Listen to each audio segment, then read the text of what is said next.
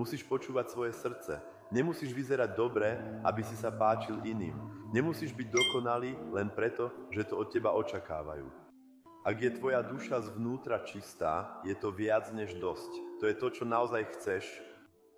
To je to, čo naozaj máš byť. Príliš veľa premýšľame o tom, čo hovoria iní. Príliš zriedka počúvame sami seba.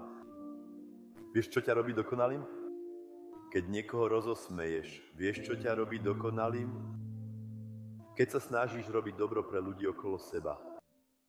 Vieš, čo ťa robí dokonalý? Keď dokážeš cítiť bolesť iného. A aká krásna je bolesť, lebo nás spája s inými. Žiadny iný pocit nás tak silno nespája ako bolesť. Preto hovorím, že trpím. A to je skrytý dar. Takých ľudí nazývam bojovníkmi, lebo pochopili umenie života a sú oveľa lepší ako tí, čo len prežívajú.